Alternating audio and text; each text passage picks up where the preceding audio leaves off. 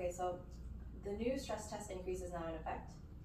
As of June 1st, it's been increased to 5.25%. That's correct. According to a CBC tabloid that I read, the new stress test level now makes it harder to qualify for a mortgage in Canada. Is this true, and how does this stress test work? Okay, so I think to answer that, two things. The stress test is not new. It's been actually brought in 2017, and it had two purposes. One was to cool down the market, and the second part was to ensure that people buying at that time would be able to afford the house they're in once the renewal comes up in the next 5 years. And the reason for that is our mortgage rates have been historically low. And if I look at back in 2087 when I first started, we were arranging mortgages between 14 and 16% for a first-time buyer, like for a first mortgage. Compare that to a 2 or 3% mortgage, it's a huge difference, right? So imagine if the mortgage increases to 5% in the next 5 years, that is going to make a big difference. So I think that's the two purposes. To answer the question, is it going to really make it harder to get a mortgage? The answer is no, because to get the mortgage, you're not doing anything different. It's still based on the following factors: how much down payment you have, right?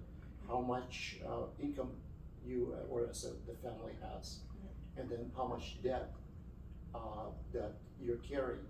Between those three factors, you're able to determine how much of an affordability or how much of a home can you buy.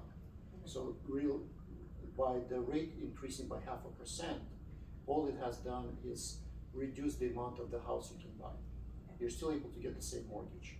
So if I put that in numbers point of view, if somebody's earning $100,000 a year and they're putting 20% down, then technically in the past they would be able to buy a house for around $650,000. Now they would be roughly able to buy for $618,000. But it's still the same process of getting the mortgage. Got it. So a second headline that we're seeing is the higher bar for the stress test will reduce the pool of qualified borrowers and cool the real estate market. What are your thoughts on that? It's an interesting statement, and I think people react to news. My question to you is this: if you're a buyer looking to buy a home, would a 5% decrease in your affordability, so if you were able to buy a home before for $600,000, 5% less is $30,000 less, right? So 570. Would that really take you out of the market, and would it really stop you from buying a home? Not necessarily. Not necessarily. So I think what really is going to change is it's not going to take out the pool of buyers. What it's going to change is it's going to shift the scale, and it's going to put more pressure on cheaper priced properties. There's going to be more competition and more demand for that. But there's still going to be the same number of buyers. I think the difficulty is is that depending on what's happening today, is really what can you afford at the price that you're being qualified for. Understand.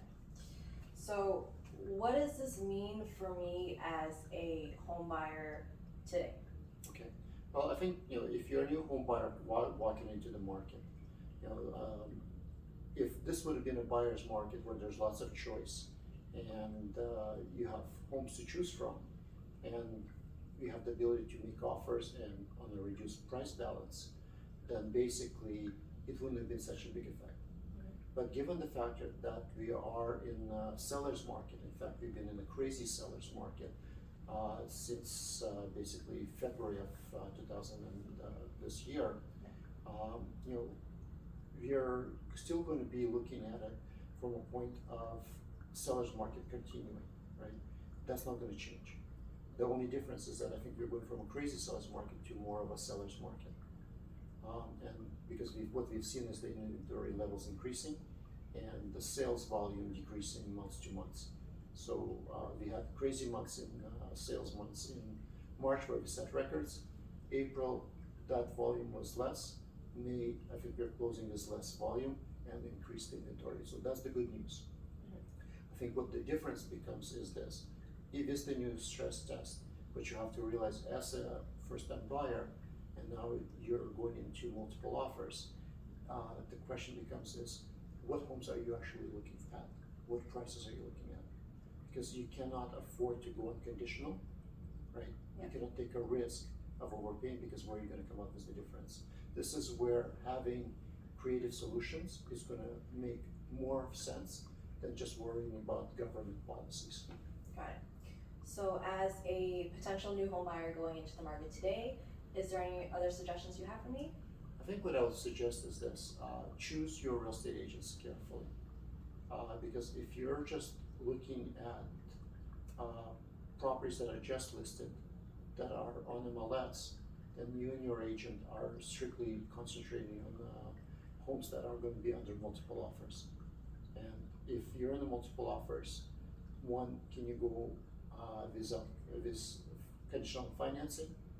Maybe, maybe not. I know certainly as the market cools down, there's going to be more conditional offers accepted. But at the same time, the next question becomes is it reasonable, to be in? How many competitions would you like to be in? How frustrating it would be. So to me, I think look for an agent or a team that is able to come up with creative solutions that will take you beyond just the realtor.ca.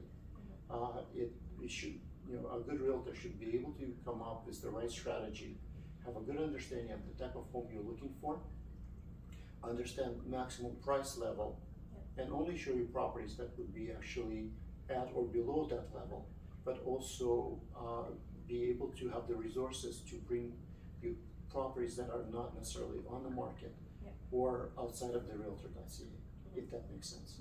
Yeah. Awesome, perfect. Thank you, Oleg.